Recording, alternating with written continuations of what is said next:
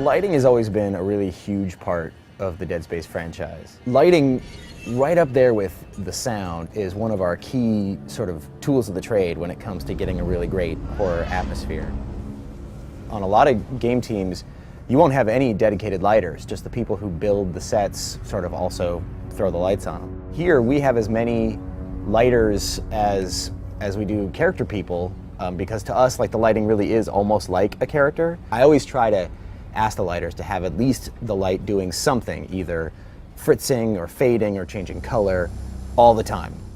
Dead Space is much more a world that needs some sort of unwrapping and exploring, and we try to use the lighting to be another character in the world that you're sort of negotiating with, and sometimes it's your friend and sometimes it's your enemy, and it is always changing and moving underneath you and alive, and something that you have to sort of contend with. Having worked on Dead Space 1, and we were pretty much, our environments were the ship, the Ishimura ship, and we didn't have a lot of variety.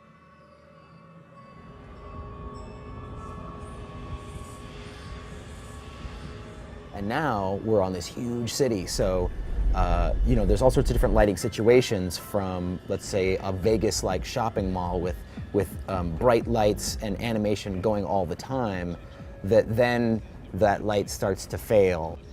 It's kind of different than what we're used to seeing in the traditional Dead Space, because it's brighter, and a lot of the spaces that we have are really dark. Depending on the space, there could be anything from like 10 lights to hundreds of lights.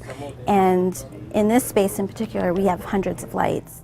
The challenge here is having all the lights, but also keeping it creepy at the same time. So you can see it's kind of deserted, you don't know what's going on. Sort of telling a story and seeing, oh, okay, what's happened here? Why is there papers on the floor? So we sort of highlight those areas.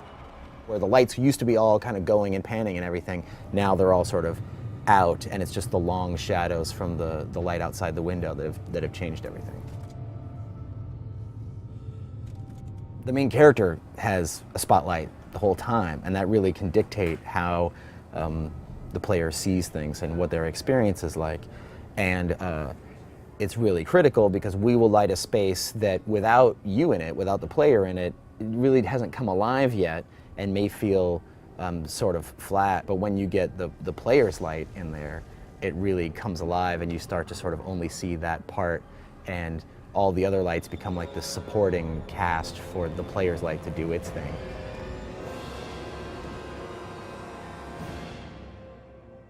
So we went back and looked at classical paintings, a lot of Rembrandt and a lot of the Dutch masters around that time, when they started to really get lighting in a tangible way, and those paintings were really about how the light came in, would illuminate a scene. And I think you can see a lot of that in sort of our strategy. A lot of times you see like stuff set on spaceships, right, sci-fi stuff. There's a lot of like beeps and boops and green light and red light and pink light and sort of, I don't know, it's like this candy cane world of high techiness, and again, just trying to sort of show off the high techness stuff.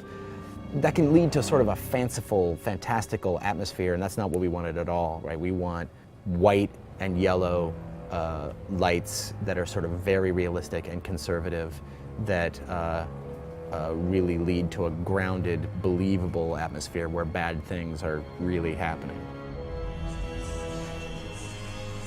I think the best inspiration comes from just real life. So people, the lighting team will come in and have examples, or they'll even, set up little tiny lights and do stuff at their desk, trying to sort of create interesting shadows or create little stories like that. And yeah, we're always looking for inspiration.